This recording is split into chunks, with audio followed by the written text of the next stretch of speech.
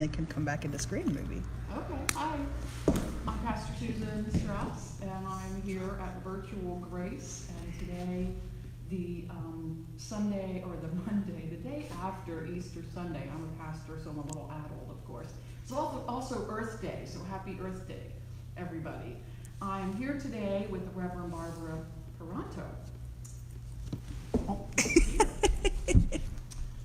Pastor Barbara is the pastor at St. James Lutheran Church, although Pastor Barb is a United Church of Christ pastor, but is an intentional interim or transitional minister at St. James Lutheran Church. And full disclosure, Barbara is also my partner. So welcome, Thank Barbara, you. to Virtual Grace. Thank you. Glad that And you to point out that St. James is in San Leandro, Oh, that's right. California. So, Very good. mhm. So, And thank you for having me today. it's a pleasure. So I am very interested in hearing although I know a lot of your story, this is maybe something I don't know. As a trans person, and Easter being yesterday, what does Easter mean as a trans woman? Easter is the resurrection of Jesus Christ from a tomb.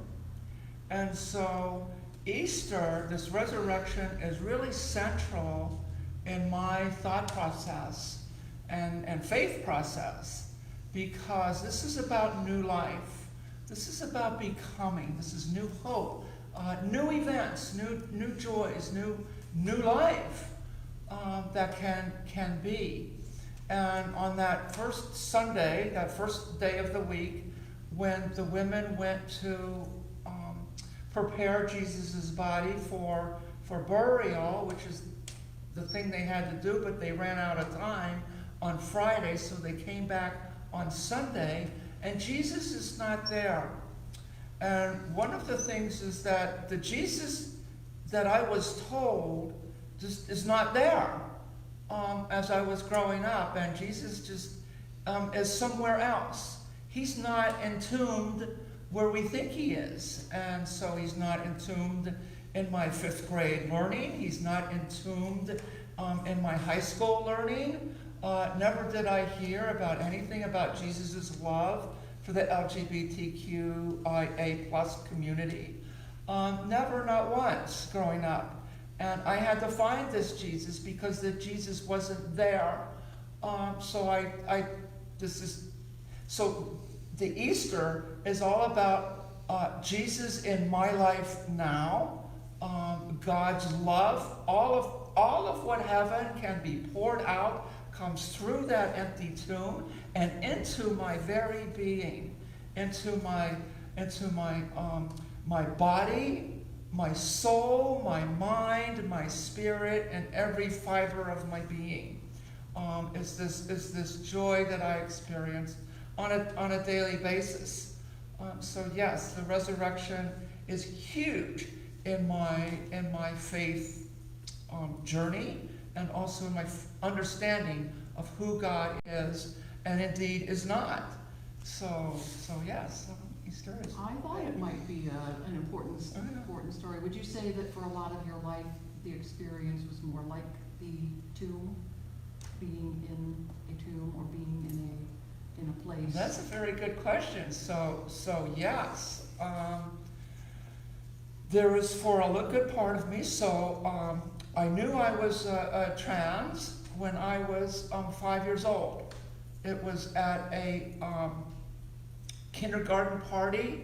It was a holiday party when I was in kindergarten, and in Richland Township, Pennsylvania, just outside of Pittsburgh, where I grew up. And for 8 years, I lived there for 8 years, and then never moved back. But anyway, that's where this event happened. So it was a Christmas holiday party, mid-December sometime. I want to say 1959. So I was just standing there. I'm 5 years old. Mom had me dressed in these stiff shoes that didn't bend at the toes, and stiff corduroy pants that didn't bend at the knees, and Mom starched all my white shirts, and all the shirts were white anyway, so she had them starched, and you couldn't bend at the elbows, and then I had on a nice red sweater vest, a holiday sweater vest, which was soft, and I liked that one. And then, so I'm standing there at the wine and cheese table for 5-year-olds, right? So it's just like cookies that look like Santas and trees and stuff, and cut up cookies, and maybe some chocolate chips, and then there was some Hawaiian punch with some probably ginger ale in it. Give it a little punch, that's why they call it punch. So anyway, so there I am, I'm standing there, and the door opens, and in comes a girl named Beth and her mom, and there she stands with her black patent shoes, as I remember. They could have been white. Maybe they were white, but little white anklet socks, and her dress was, she had on this blue, like a chalky blue, 50s blue color coat, and she had on these, with a blue faux trim around the sleeves, around the hood, and around the hem. Her mom reached down over top of her, unbuttoned the coat, took the coat off, and there stands Beth with the most gorgeous blonde, gossamer blonde hair, blue eyes, porcelain white skin, this beautiful white dress, a chiffon dress with eyelets and stuff, embellished with eyelets, and there she is. And right then and there, I knew that I wanted to be her, that I was female, that I was in fact in the wrong clothes, that things weren't right. And from then on, for the next 50 years, I tried to stuff these feelings. It's like, oh, well, maybe this is a phase and it'll go away. Well, after 50 years, you kind of think, well, gee, this isn't a phase, and nothing's going to go away because it only gets more intense during different times of your life, so my life. And so, yes, so it was very in tune. And what I felt like was like there was the one side of me and the other side of me, and my life was separated, and it was like two photographs, like a double exposure that would never come together. And that was my life. It was just not coming together until I decided this is who I am. Acknowledged is probably a better word than decided. I acknowledged this is who I am. So, because for 50 years I prayed to God, God, when I wake up, something magical about us when during the night, that something magical is supposed to happen. God, send your minions of angels. God, whatever it is that you do to be God, fold your arms and blink. Whatever it is that you do, God, can you please make me female when I wake up? And for 50 years, there's this sense of disappointment and, oh, stuff it, and during the day, but at night it all comes flooding back. So you're really talking about becoming your authentic self. So I'm talking about becoming my authentic self, of who I am, and yeah. So then I decided that enough is enough of that, and I need to be who I am. What made you decide? How old were you? I was 55 when I decided. So 50 years, 5 years I kind of knew at a 5-year-old level. And then at 55, but I knew all the whole time. It's not like, oh, here's a revelation. So I But you must have also known that it would be a difficult thing to do. Well, that's why it didn't come out in the 80s, is that what is this? We didn't have an internet back then, and the information was spotty and scarce. Did you have any role models or people that you I did not have role models. Couple of things I remember in the Philadelphia, so at this point, I'm living in the Philadelphia area and in the southeast area of Pennsylvania. And in the Philadelphia magazine, I think it was August of 1968, there was this story of Rachel Harlow, who was a trans woman out of South Philadelphia. And she did, and the thing was, the headline on the cover of Philadelphia magazine was, "Local girl makes good," something like that. And picture of this beautiful blonde woman, and I thought, well, that's me. I can really relate to this story. And funny thing, my aunt, I saw it, my aunt was the one that subscribed to it, and it was in her house, and so my aunt says, "Oh, no, that's for adults, you can't read that." Well, guess what? As soon as somebody says, "You can't read that," you go and read that, and so That's pretty radical for back then. I read that, and, Very radical. well, yeah, and there's a whole story about her, but yeah.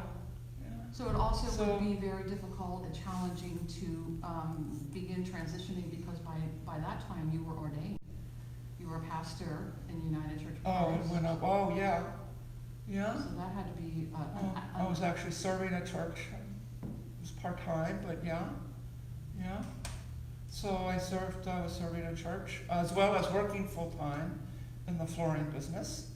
And so so- what was that? How was that for you as you began to transition? Well, as I began, it's like, I didn't know what to do. So, because part of my personality isn't to put things in order or know what they are, I kind of bumbled through some things. So it was awkward coming out, being authentic, finding that authentic self. But I lost a marriage, I lost my home, I lost my dog, but I got my dog back. So it was kind of like a country western song that you just lose everything. And I was unemployment. What about the church? The church, well, I had resigned because I didn't want to go through that with them. Okay. And I talked with my conference back then, in UCC conference. Mhm. And I talked with them, and they suggested, well, they didn't suggest, they agreed, it was my thought. They agreed, well, maybe it's not a good idea to transition in front of a congregation, and that was my idea, and I didn't want to bring them through it because I didn't know what I was bringing myself through, let alone bringing somebody else through it. So, at the same time, so. How was your faith during all of this? Well, that's interesting. So I went to go see a surgeon in New Hope, Christine McGinn, actually, and part of, you see any surgeon about this, you need to have a psychiatric evaluation to make sure that there's, no access to issues going on as well, so. What is that? What is that access to? What does that mean? No, that's like schizophrenia, bipolar maybe, Oh, so things okay, like that. okay. So you need to be sort of grounded in your being. So that's it. So the therapist that I saw asked me that, well, what about your faith? And to me at the time, and indeed it still feels like that sometimes, that I felt like I was being liberated out of Egypt, and to use that paradigm, that story, that I was being liberated, and now I'm wandering in a desert, but somehow God will get me through this to a promised land. Okay. And Berkeley. so Berkeley. Yeah, with Emerald City right across the bay. That's right. So I am in the and living in the promised land at the moment, and How is it? indeed it is very joyful. How is it for you now being in a congregation, serving the congregation as a transgender woman? How is that? Well, okay, so I'm there as an interim, intentional interim, And so we were going through a transitional time. So what don't I know about transitioning, right? So we set a list of things I knew I needed to do, and I'm still working on some of those goals. But I had a list of goals, and that's what we're doing in the church. We have a set of goals. We don't know what the final thing will look like, but part of what we're doing also is discovering who we are and emerging into that. So Sounds like you're the perfect person to help them. well, I would like to think so, and I think they like me. But and so we also, just a side note on this, is that we talk about transitioning. And for me, my transition wasn't more of so much as a transition as a discovery and an emerging into who I am. So that's, transition from what to what. No, I was kind of already there. I needed to emerge into who I am. So that better explains it for me. Do you have any advice to other people who perhaps are trans clergy now, or who are thinking about emerging, or in the process of emerging, and also are hoping to be in congregations or in some kind of ministry? Do you have any words of wisdom? Now you're the role model. Maybe you didn't have role models back then, but now you're one of the trailblazers. Well, yeah, I was just reading something, and the sentence starts off with something about clergy talking about lesbian, gay, and bisexual clergy, and this is written in 2007, and I'm thinking, well, wait a minute, that was only like 12 years ago. I wasn't even a blip on the radar then. So this is new. This is new. There's only a handful of us, especially trans women, trans masculine, trans male is probably more prevalent, I would think. I don't have statistics. I'm just going by my experience and what I observe. So trans women in the pulpit, trans women clergy we are there. We're just not known, and more needs to be known about us and our stories before, so that people can more readily accept who we are. We do bring something different and unique to the pulpit and to the church. Different voice. Do you find that you have a different kind of take or slant on theology or biblical texts? Do you see them in a different way now? Well, for example, the whole story of Hagar just blew right over my head. I didn't get it at all. But almost right after I transitioned or emerged, I reread this story, and the story of Hagar just jumps right out. Here is the people of privilege, Abraham and Sarah, and they conspire with each other, saying Hagar's got to go. And she gets kicked out of the house. She's not welcome anymore in this house of privilege, and yet, and so she goes with her son Ishmael into the desert with maybe a peanut butter jelly sandwich and a thermos of coffee or something, but they soon run out of food, and there they are, and Ishmael is over here and just waiting to die, and she's like a voice length away from him, so she doesn't have to watch this. And there is God, and she gets to see God, and she gets to name God, and God creates an oasis for her and creates an entire population from her, with her, out of her, and it's just a beautiful story So yes, there's a lot of things. And I read Esther. Esther is another story. Esther is hiding. I love the eunuch who helps her become who she is and teaches her how to accessorize and do her hair and makeup. And so this is sort of a RuPaul kind of character for me. Yeah, so there's all kind of inclusion in the God story of people who are on the margins that we don't normally hear about, but God is indeed and in fact there at the margins with these people, creating a new present as well as a new future. Do you have any, I mean, that's such powerful stuff. Oh, thank But you. I do know there are people who get all bent out of shape and worried about transgenderism, they call it, and people in I church. don't know what the ism part Well, is. I don't either, but I don't know what I that do is. read that Uh-huh. that transgenderism is not of God.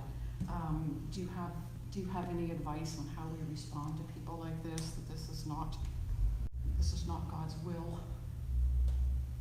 Well, I grew up with that, and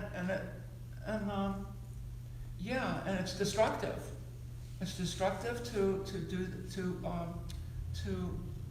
say it's not God's will to be who you are. It's destructive to kick people out of your house And your church? and your church. It's destructive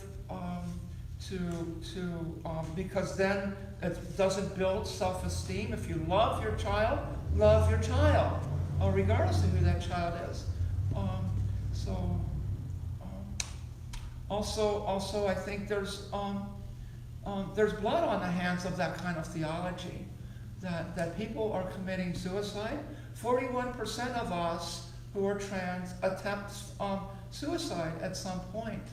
And we become, a lot of us are homeless, a lot of us are underemployed, as well as unemployed, and we're just trying to make it. And in fact, but the thing is that as we go through life, no matter how hard it is, we are who we are, and that's where we find our happiness.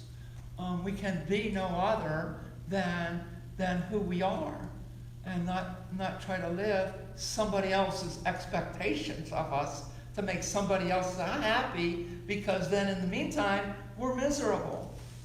And so that's we don't want to be miserable. We want to be happy. We want to, like everybody else gets to be, or has the opportunity to be.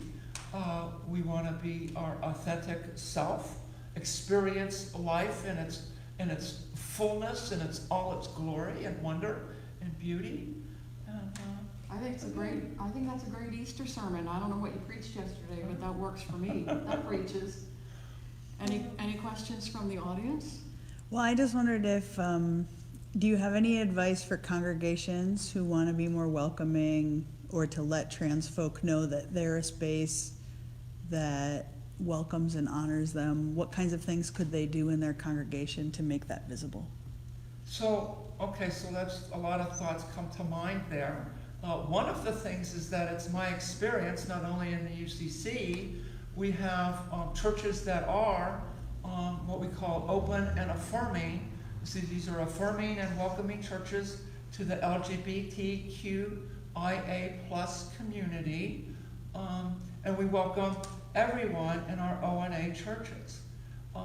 However, my experience is not only with the UCC and ONA, some ONA churches, but also in the Lutheran churches, in the Reconciling in Christ Church, the RIC churches, is I experienced the same thing, is that a church will claim to be ONA, open and affirming, or RIC, Reconciling in Christ, and my experience is that a lot of times we haven't done the work up front to understand what it means to be gay, lesbian, bisexual. What does that mean for a lot of people too? And especially transgender, when there's a lot of lies being thrown out there in the culture and lies presented as truth, and there's nothing to back up these. I mean, if you took the curtain and pulled the curtain back on these lies, there's like nothing behind it. So to do that, to what to do for congregations is to do your homework. Invite, get to know somebody who is trans, and have somebody like myself who is open and willing to come and share their story about who they are, because you'll find a human being behind us. We're not some concept. We're a human being that was born in a small town, probably, with dreams and hopes like everybody else. And so get to know us. Also, there's a little plug coming up on, I want to say the 16th of May at St. James Lutheran Church in San Leandro. We are having what we're calling, it's a transgender event for discovery, a night and evening of discovery and education. We will have 4 people, including myself, a trans man, a trans woman, myself, a trans woman, and a mother who raised a trans boy. And she wrote a book called, it's Jana Barkin, and she wrote a book called He's Always Been My Son. And so we will hear from her as well. So that's one thing. Go to an event that has a panel where you can ask questions. We'll have a Q&A at that night. It starts at 7 o'clock. Where would people find information about this? Is there a website or your Facebook page?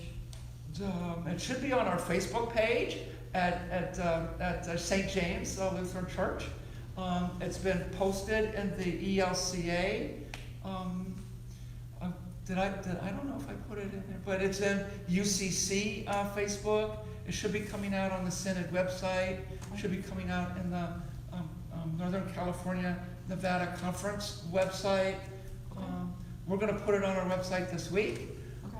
So great. It's out there. Great opportunity. It's out there. So yeah. I find that there are a lot of people who don't know about transgender people, and they feel afraid to ask because they don't want to appear to be ignorant or say something stupid or rude. And I found that Barbara has been someone who is very approachable, and you can ask questions, and she will give you sort of the Trans 101. I'm sort of good at Trans 101. Pastor Megan has done that also. Pastor Megan came to First United, to our church council, when we were considering calling a trans man a pastor, and we needed to know information. So Pastor Megan did that for us, and it's very helpful just to do that, because even among us progressive, liberal Lutherans, sometimes our information is just wrong. And also, as Pastor Barbara often says, when you meet one trans person, you've met one trans person. So don't assume that everybody's the same. So there's a learning curve that we need to go through. So it's good to know who the resources are to go to, and especially for us in the church, to know that we have really good folks to reach out to, and people of faith who know what it means to be liberated, freed, to be authentic human beings as God made us to be. Any last thoughts or comments that you want to share with folks? Where can people get in touch with you? Are you open to people? I guess through Virtual Grace. Virtual Grace, yeah. Contact us at Virtual Grace, and we'll put you in touch with Pastor Barb. That'd be okay. All right. Uh-huh. Thanks. Okay, you're welcome. Nice. Thanks.